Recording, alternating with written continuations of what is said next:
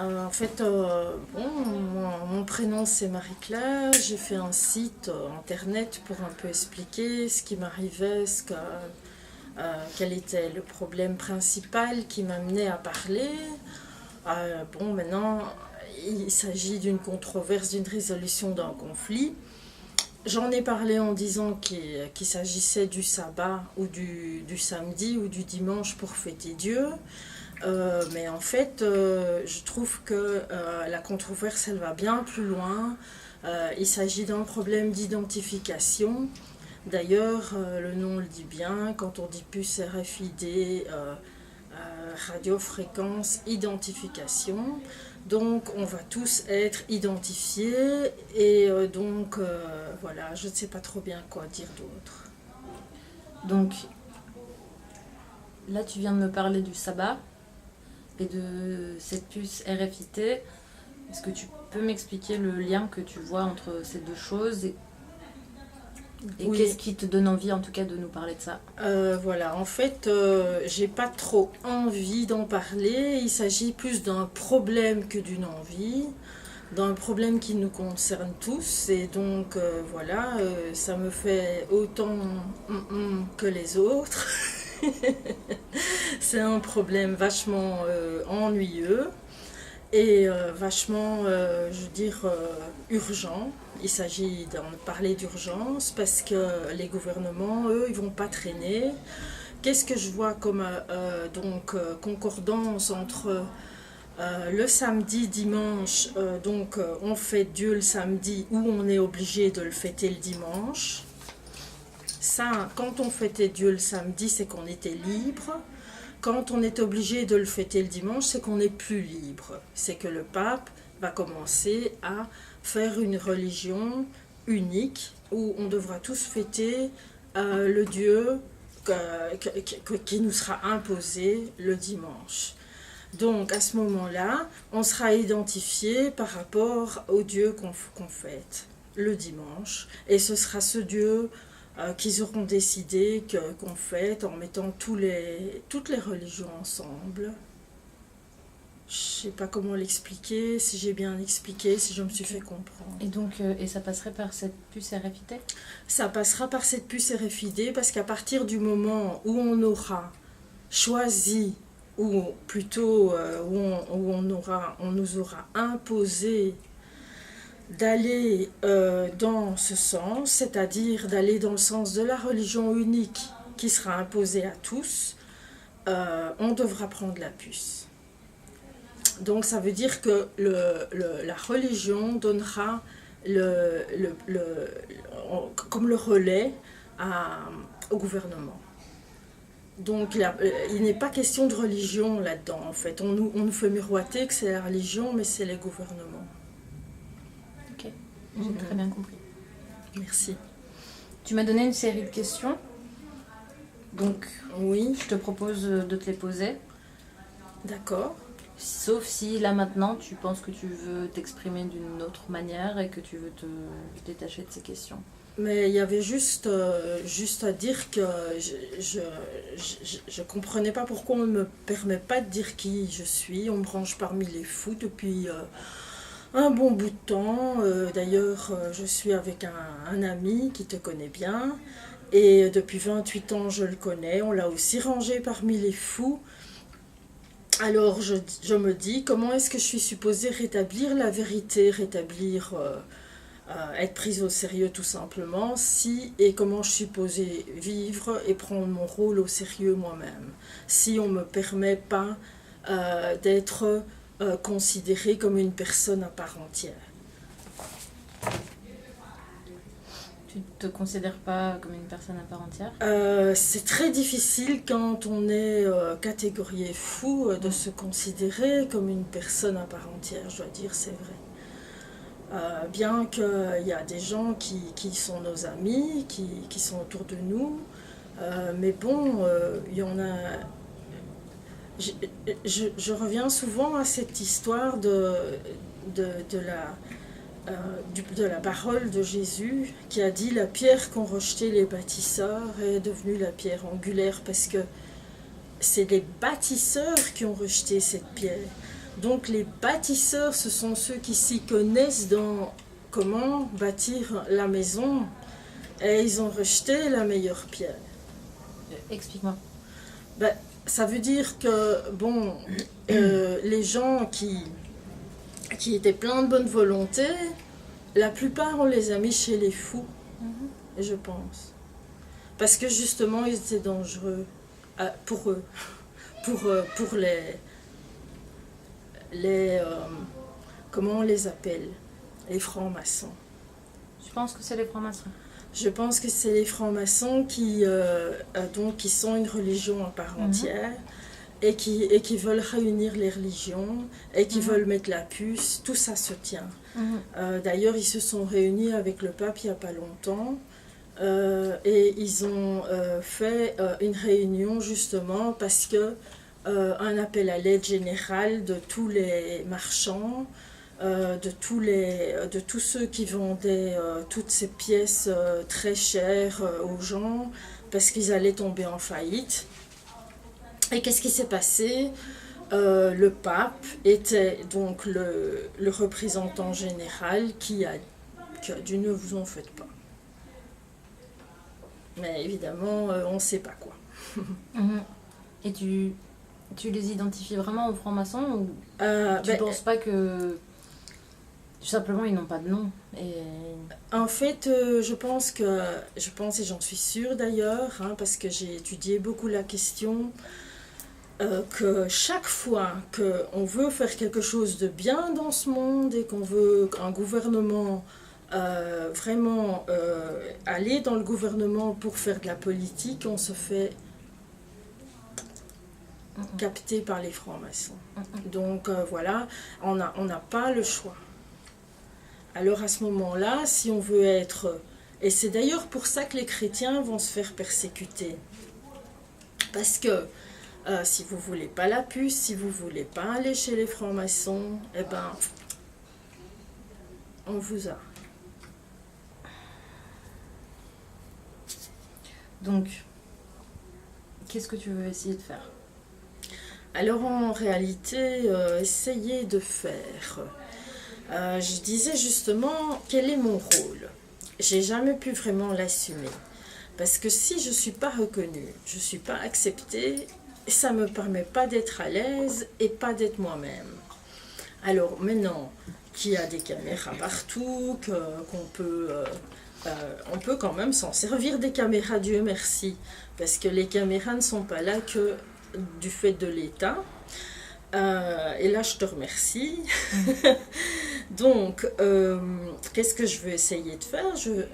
Le fait que le Christ a versé son sang, que ce ne soit pas pour rien, que ça sauve au moins des gens. Et aussi alors du coup, qu'ils comprennent l'impact de cette puce, parce que même dans l'Évangile et plutôt dans l'Apocalypse, il est inscrit que chapitre 14, versets 9 à 11, que si on prenait la puce pour payer, et pour n'importe quelle raison, ben, on était damné, voilà. Explique-moi cette histoire de temple. Mais de toute façon, j'ai pas tellement envie de l'expliquer. Parce que bon, en fait, c'était occupé par des gens qui vendaient de la marchandise, alors que c'était là pour adorer Dieu. Et il a dit d'ailleurs, vous êtes le temple de Dieu, où on n'ira plus au temple proprement dit, avec les murs. Pardon, excusez-moi. Mais il viendra un temps où on viendra m'adorer en esprit et en vérité. Et là, vous êtes le temple de Dieu. Vous, votre corps. Et c'est pour ça qu'il ne faut pas profaner son corps. Mais avant de le comprendre, ne pas profaner son corps, il faut du temps aussi. Parce que profaner son corps, c'est le donner à n'importe qui. Et on ne sait pas savoir, on cherche l'amour, on va n'importe où, et parfois on se trompe royalement. Voilà. Mais je te rejoins assez dans cette idée que le temple, c'est ton corps. C'est très... Oui, et il y a des gens qui mettent toute une vie avant de le comprendre. Que finalement, ils n'ont pas respecté leur corps. Ben, j'en suis un bon exemple, un bon contre-exemple, je ne sais pas quoi dire. Oui, mais on est tous... On est tous mal guidés. Donc, on n'est pas des saints. Mais pour revenir à cette idée de...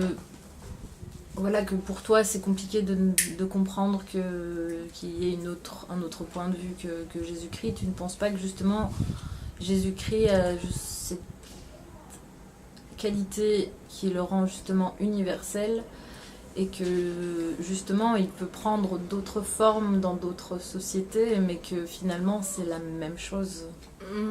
Moi je pense qu'il faut toujours se référer à la parole. Il n'y a que ça qui peut nous rendre, même si c'est d'autres cultures qui le reçoivent, avec leur façon de voir les choses, avec leur culture je veux dire, c'est la parole qui les met en communion. Oui, mais libre à eux de la dessiner comme ils ont envie de la voir, non, cette parole? Ben, disons, par exemple, aime ton prochain comme toi-même, c'est sûr qu'on ne va pas l'aimer de la même façon peut-être en Inde qu'en Algérie, qu'en Colombie, qu'en Palestine. Enfin, je sais pas, je dis n'importe quel pays Bien qui me sûr. vient, Chine ou quoi, mais de toute façon, c'est avec la culture ambiante qu'on aime le prochain comme soi-même. Donc oui, Oui. dans ce sens-là.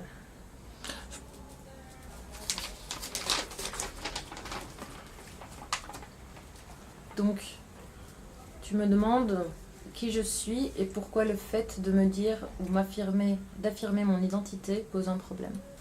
Ben oui, parce que même des sottes et des sataniques comme Beyoncé, comme Katy Perry, elles ont pu voir le pape, elles ont pu se faire adorer dans une église qu'elles ont achetée, comme Beyoncé, elle dit qu'elle est Baphomet. On la met pas chez les fous, elle. Et puis moi, je dois être chez les fous, je dois prendre des médicaments tout le temps, je dois me contenir, etc. Elle peut prendre, elle peut avoir un démon qui la possède et se mettre en transe devant tout le monde. On la prend pas pour une folle, elle n'est pas dangereuse pour elle ni pour les autres. Moi, je comprends vraiment pas ça. Et c'est quoi ton identité alors? Ben, en fait, je voudrais la découvrir. On m'a jamais laissé être moi-même, jamais, jamais, jamais. Fais ceci, fais ça.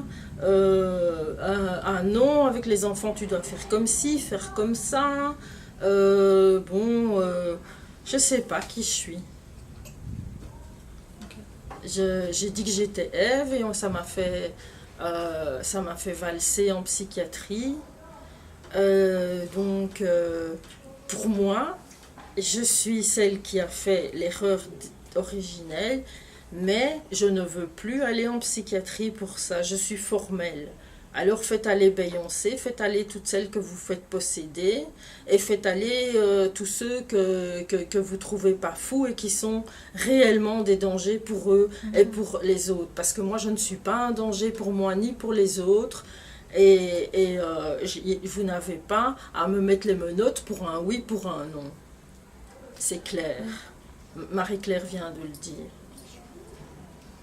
Oui, je suis d'accord avec toi, mais tu penses pas que justement le fait que ce système soit tellement bien calculé à ce niveau-là, que c'est justement pour ça que tu t'es retrouvée d'une certaine manière à Oui, tout l'hôpital à fait, c'est ce que j'ai dit au début. et qu'il y a il y a cette souffrance-là parce que je pense que c'est traumatisant. C'est terrible. Et peut-être... Pas seulement pour moi, hein. Ah oui, Plein. non, t'inquiète, je sais. Et mais peut-être que d'une certaine manière, pour découvrir qui tu es, tu dois accepter de porter un masque et de ruser et de te cacher pour pouvoir... Oui, mais maintenant, le t'exprimer. masque, je veux l'enlever. Il est temps. Je sais qu'il est temps, Dieu me demande de l'enlever maintenant. Je sais qu'il est temps. Et je leur dis à tous les policiers, à tout le monde entier, ne me prenez plus pour ce que je ne suis pas. Je ne suis pas une dangereuse psychopathe. Et je n'ai pas à être menottée parce que je suis en danger pour moi ou pour les autres. Je ne suis pas psychopathe, s'il vous plaît. Arrêtez de me menotter pour un oui, pour un non. Et toi, est-ce qu'il y a une partie de toi qui a déjà failli croire à ça? Au fait que j'étais une Ouais, psychopathe, est-ce qu'ils ont réussi à mettre ça en doute pour toi? ben, c'est-à-dire que c'est bien plus complexe que tu ne crois, tu vois. En fait, il s'agit d'une guerre spirituelle. Et ce sont les démons eux-mêmes qui viennent mettre ça dans ta tête. À partir du moment où tu es fragile, où tu es manipulable, moi j'ai été jusqu'à croire que j'étais Satan. Parce que justement, ils viennent mettre dans ta tête comme quoi tu es quelqu'un de mauvais, quelqu'un d'horrible. Et c'est contre ça qu'il faut se battre. Ben oui, c'est ça le problème. Mais alors, quand tu crois ça, les gens, au lieu de t'aider, ils t'enfoncent. Je vais passer à la deuxième question. Désolée si je suis un peu trop catégorique et tout, mais c'est parce que comme je te dis, quand on te met en unité de... Comment ça s'appelle, en unité d'urgence et que à tous les lits, il y a des moyens de contention, c'est abominable. Quel est mon rôle et le fait que je n'ai jamais vraiment pu l'assumer? Quel est ton rôle? Ben justement, j'ai jamais vraiment pu l'assumer parce qu'on me donnait pas la possibilité d'assumer ce rôle. Donc, puisqu'on me traitait de folle. Donc alors, du coup, j'avais des doutes sur moi-même, des doutes sur... tu vois, rien qu'en te parlant, maintenant j'ai une angoisse qui pointe. Parce que justement, je me dis, les conséquences, je sais qu'il va y avoir des conséquences de ce que je fais maintenant. Et donc, mon rôle, c'était d'éclairer. Mais comment veux-tu éclairer quand tu es toi-même angoissé et toi-même malade à mort, je veux dire. Soigner son temple. Et je ne savais pas que j'avais un temple précieux. C'était ça le problème. Et tu te sens prête à l'assumer maintenant? C'est grâce à mon ami qui m'a dit que j'étais belle, souvent, que je me suis ressentie jolie. Donc, assumer le rôle d'éclairer, ben, vive la vie. Hein. Ouais. Mais oui, mais il y a un chemin à faire en tout cas, c'est sûr. Mais disons que je l'ai déjà fait, hein, quand j'ai visionné des vidéos, j'ai été éclairée par d'autres éclaireurs et ils étaient pas mal. Hein. Quand tu vois... attends, hein. Magnifiche, donc c'est en anglais, hein. Sur YouTube, quand tu vois On Point Preparedness sur YouTube, tu vois que c'est des gens qui travaillent, qui essayent de te montrer plein de choses. Et bon, ben voilà, moi je l'ai reçu ces infos, parce que je parle anglais.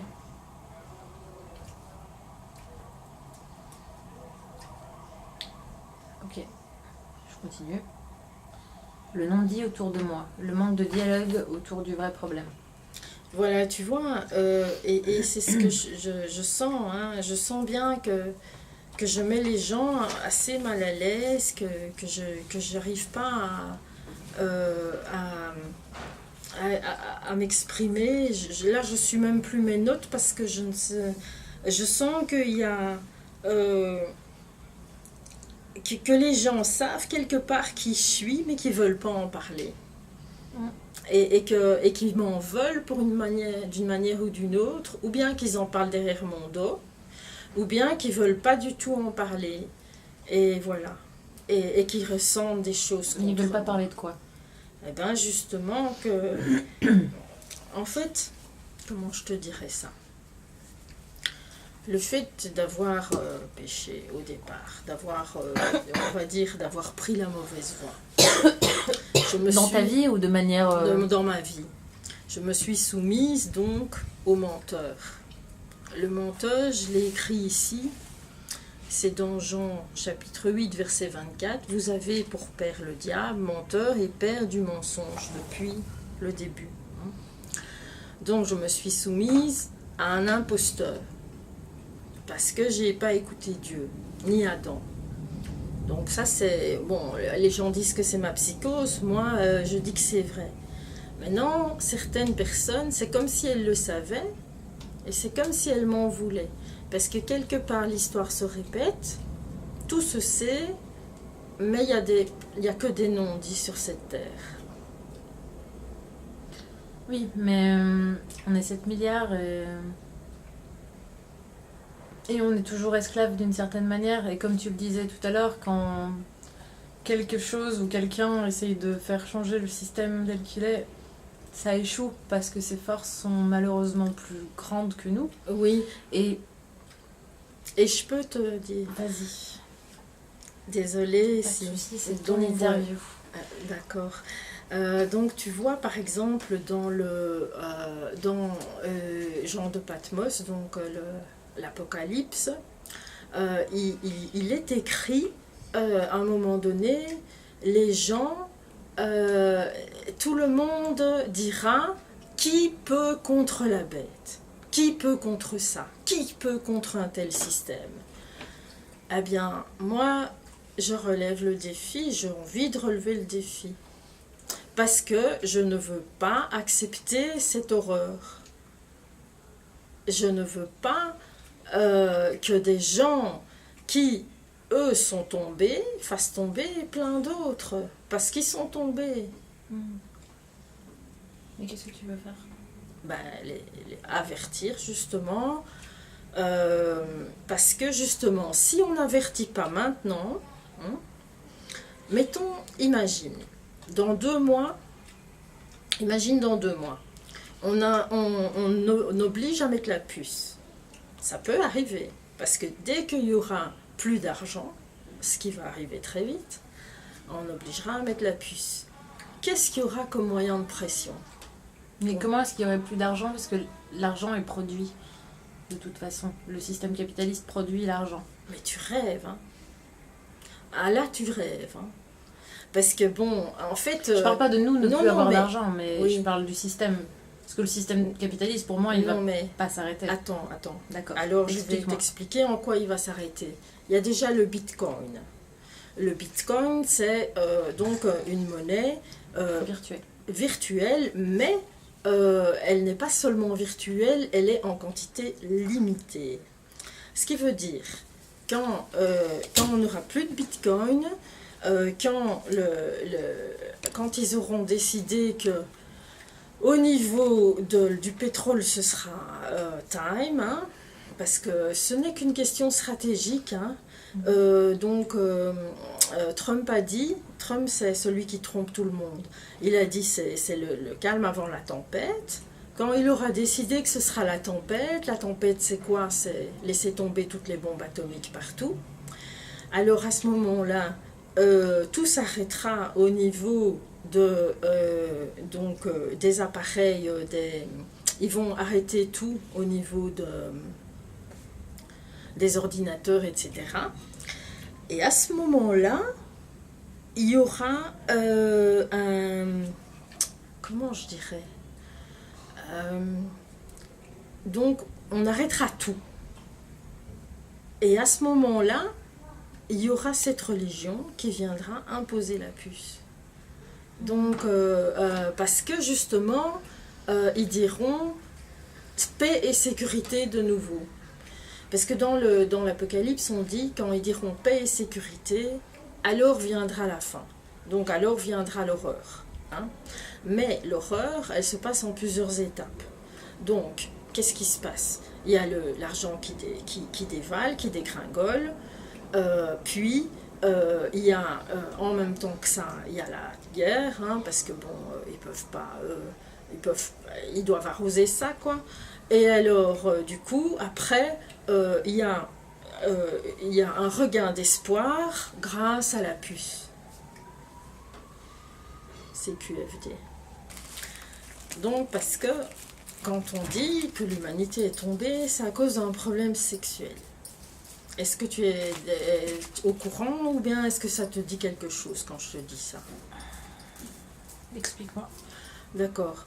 En fait, je me crois encore institutrice sans doute. Alors, Mais c'est important, je pense que si tu veux t'adresser à un large public, je pense que c'est important que tu dois prendre les gens par la main. Parce que tu dois considérer que les gens ne savent rien. oui. Donc tu dois vraiment leur expliquer tes concepts. Ah, et, c'est bien que tu me le dises, merci. C'est très important. Oui, donc la sexualité a été mal comprise parce que donc Ève, si elle avait bien compris vers quel homme elle devait se diriger, bah, elle n'aurait pas été vers un espèce de Baphomet là, pour qui lui parlait, qui lui mentait, qui lui promettait plein de choses. Parce que en fait, il y a encore quelque chose de très très louche. On dit que Ève était tentée par Lilith. Lilith avait un corps à moitié serpent, à moitié femme. Bon alors, si c'est à moitié une femme, elle a parlé à cette moitié de femme, et cette moitié de femme l'a séduite par son intelligence, parce qu'elle était d'une brillante intelligence, étant donné qu'elle avait une longueur terrible d'avance sur Ève. Mais comment ça se fait qu'Ève a été assez bête pour parler à un corps de serpent et de femme en même temps et se faire séduire par ça? Et comment ça se fait que son mec, Adam, elle n'a pas été attirée plutôt sexuellement par un mec du même sang qu'elle? Et ça, je comprends pas. Elle a été complètement conne, Ève. Oui, mais t'étais pas là à ce moment-là, tu sais pas comment les choses se sont passées. Non, mais justement, mais bon, pourquoi est-ce qu'on nous met des images comme ça dans la tête? Sans arrêt, on nous met le serpent, gros serpent, avec le corps de Lilith au-dessus, là, qu'elle lui parle. Bon, c'est assez irréaliste, quoi. Et alors, on dit en même temps qu'il est androgyne, donc qui serait comme une femme-homme, mais alors c'est pas un corps de serpent à ce moment-là. Non, mais je sais. Donc, elle devait être assez bête. Et où tu veux en venir avec ça? Ben, que si c'était moi, j'étais bête. T'es pas bête, c'est pas ça. C'est plus... on est fragile. Il y a des Donc, moments en où fait, on est faible. Oui, et en fait, je voulais venir aussi au fait que cette personne qui était androgyne a certainement donné des drogues à cette Ève. Parce que sinon, elle ne serait pas tombée si bas. Voilà. Et parce que, bon, ceci explique cela, mais tous les épisodes dionysiaques et compagnie, c'était pas du cerveau d'Ève que ça venait. Hein. Toutes les épopées dionysiaques Et qu'est-ce qu'il y avait avant Ève alors? Avant Ève, il y avait justement tout un royaume perverti, Sodome et Gomorre, parce que, en fait, si tu veux, il y a eu les Babylones, les Babylones consécutives. Les Babylones consécutives, c'était tous des empires où ils voulaient atteindre le sommet, atteindre Dieu. Être Dieu à la place de Dieu. Donc c'est pas la première fois que les gens ont voulu être Dieu à la place de Dieu. Donc ils se sont dit, chouette, Ève arrive, on va s'y mettre, on va être Dieu à la place de Dieu grâce à cette petite conne. Bon, la petite conne est arrivée, elle les a écoutés, elle a été dans leur chemin, elle a été dans leur façon de voir les choses, mais manque de bol pour eux, la petite conne, elle a réalisé après ce qui lui arrivait. Et elle est sortie de sa torpeur, parce qu'ils les mettent dans une torpeur, les gens. Et je suis bien placée pour le savoir.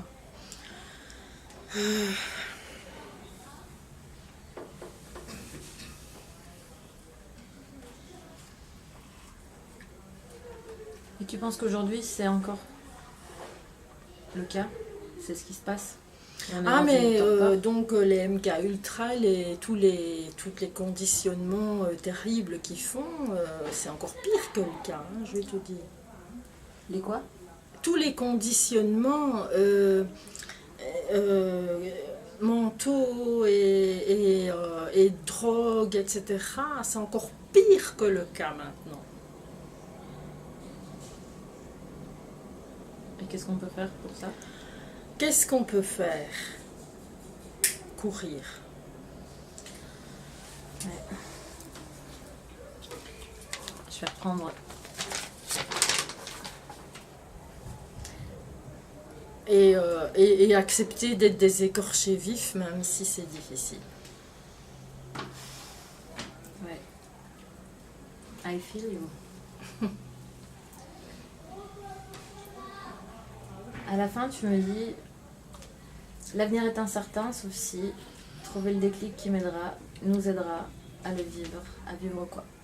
Donc, tout ceci, à vivre l'avenir, tout ceci ramène à la crise, j'ai mis, d'identité. La crise identitaire a été déposée avec ces foutues paroles, fais ce que tu veux, quand tu veux, où tu veux. Le mensonge est là. Alors je vais m'aider de mes notes, hein. Mes notes. Hein. Enjeu de cette crise et de ce mensonge, le sexe débridé, le retour de Sodome et Gomorrhe, notre éternité, choix, danger dans ce choix, le problème et les peurs non résolues. Depuis l'antique serpent, ayant conduit Ève à désobéir à Dieu et à Adam, on n'a pu ni vivre nos vies, ni nous apprécier à notre juste valeur. Il est grand temps de le comprendre, d'initier un pardon et un changement dont le Christ est la tête. Ça, c'est ma conviction, parce qu'il a dit « Je suis la vérité, la vie ». Le chemin. Venu exprès résoudre cette grande controverse, évidemment, de nouveau, je suis directive. Depuis 2000 ans, il s'est manifesté par son Fils, c'est lui qui pouvait nous délivrer notre manque d'identification. Parce qu'il nous rendait notre Père, c'est tout simplement ça. Comment demander pardon aux enfants du Père s'ils ne connaissent pas la vérité sur leur origine? C'est ça un problème que moi j'ai. Ou s'ils ne cherchent même pas à la connaître. Notre éternité va dépendre de notre acceptation. Et je dois dire, pour libérer les gens, il faut qu'ils pardonnent, il faut qu'ils soient soumis, mais en comprenant pourquoi. Parce que s'ils sont soumis à Satan, ça les amènera à des horreurs éternelles. Et s'ils sont soumis à Dieu, ça les amènera tout simplement à la vie. Je ne peux pas dire autre chose. Moi, je n'ai pas l'impression que je dirige en disant ça. De toute façon, moi, je suis un sujet parmi les autres dans cette histoire.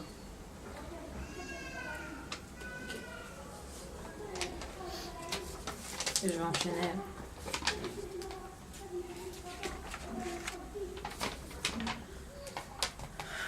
Tout ceci nous empêche de vivre une crise identitaire, notre vie. Oui, donc on n'est pas... on sent qu'on n'est aucun nous-mêmes. On comprend, on voit les gens et on comprend qu'ils ne sont pas reconnus. Quand je vois des mamans, elles ne sont pas reconnues, elles sont malheureuses pour ça, elles sont en dépression. Quand je vois des papas, ils ne savent même pas. J'ai lu un livre sur le rôle du père, ils ne savent même pas leur rôle, ils ne comprennent pas.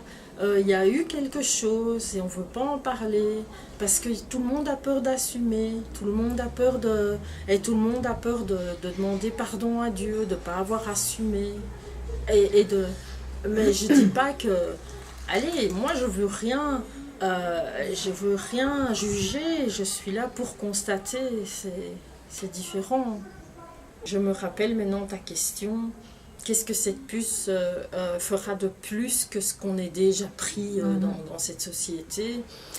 En fait, c'est relié à CERN. Tu connais CERN? Oui. Donc c'est un énorme histoire de fou, quoi. Donc des scientifiques qui ont vraiment mis toute leur science dans la destruction de l'humanité. Et à partir du moment où tu auras cette puce en toi, tu seras relié à cette machine CERN. à ce moment-là, tu ne seras plus toi-même du tout, du tout, du tout. Tu seras eux. Et c'est ça que les gens ont peur de parler devant les caméras. Et tu peux m'en dire plus? Écoute, moi je suis pas scientifique, donc ce que je sais, c'est que un ordinateur relié à un autre ordinateur peut prendre toutes les données. Donc tu seras un ordinateur toi-même puisque tu auras cette puce et il prendra toutes tes données, se cerne et il en fera ce qu'il voudra. C'est révoltant. Et le pire, c'est que des gens, Rosie machin, là, il est en train d'en rigoler, bien en rigoler devant les gens à qui il est instruit, et que les gens rigolent avec lui. C'est très drôle, on va se faire entuber. C'est exactement ça. Qu'est-ce qu'on peut faire? Ne pas se faire entuber. Donc, autrement dit, parce qu'on n'est vraiment pas au paradis ici, hein. Autrement dit, moi je suis quelqu'un de sacrifié de toute façon, hein. Que ce soit des gens qui vont me tuer ou n'importe quoi, je le sais, hein. Mais les autres, soit accepter de mourir pour le Christ, hein. Ceux qui acceptent de mourir mais pas pour le Christ, malheureusement, je ne sais pas ce qui va leur arriver, soit aller dans des camps de concentration. Alors là, on nous dira, ou soit tu crèves de faim, soit tu prends la puce. Ouais, c'est vraiment pas une drôle d'histoire. Et donc, voilà. Je pense que tout est un peu exploré.